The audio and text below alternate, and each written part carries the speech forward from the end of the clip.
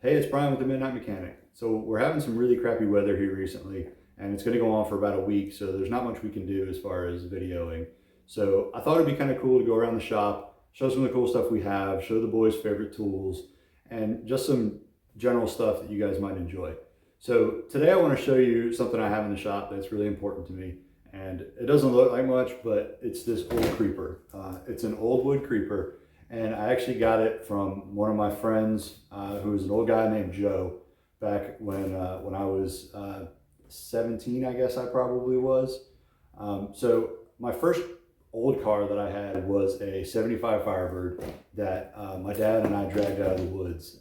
We were going out of town. I was on the bus to go to an away basketball game when I was in high school, and I was looking out the window and I saw it in the woods. So the next day, my dad and I went down there and looked at it, made a deal with the guy, and dragged it home.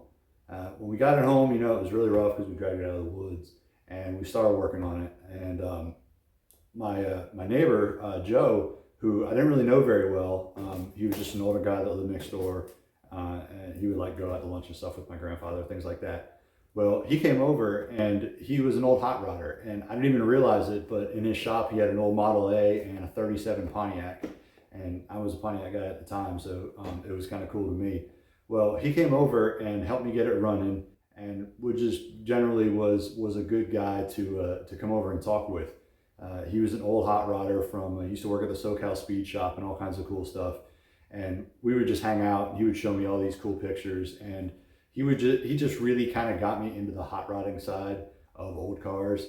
And I think it was either the first or second time he came over, he asked me if I had a creeper, and I said, no, I don't have a creeper, I just roll around. So he went home, he got this and he brought it back and he gave it to me. And I used it a whole lot until I kind of got some metal ones that were a little different and rolled a little bit better. But I've kept this one always, and I've kept it as clean as I can. It's still a little bit dirty, but I'm trying to find something cool that I can do with it in the shop as far as displaying it, because I guess about a year and a half ago, Joe passed away. So it's even more important to me. So just remember, when you have stuff that, that important people to you have given you, hang on to it and take care of it, because one day it'll be really important to you. 3-4 years after Joe gave it to me, it was just another old creeper that I had in my shop. But the more important he got to me as far as an influence on me being a mechanic and a hot rodder kind of thing, the more important it came to me.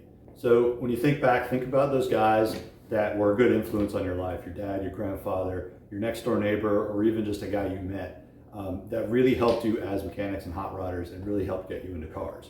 Because there are kids out there and young mechanics and people that are just starting to get into cars, they're going to look to you guys to influence them and teach them things. Just don't forget that our hobby is going to die unless we can carry it on and teach the younger generation. So that's why we're doing this, so we can teach my boys how to do stuff, and hopefully some of you younger guys or some of you parents with kids can learn stuff to teach your kids to get them into cars. And hopefully it can carry on, and hopefully they'll end up with stuff like this in their shop one day and they'll say, hey, this guy used to influence me and this kind of stuff is really important to me. So until next time, don't forget to follow us on Instagram and Facebook at The Midnight Mech. Subscribe below, and we will see you next time.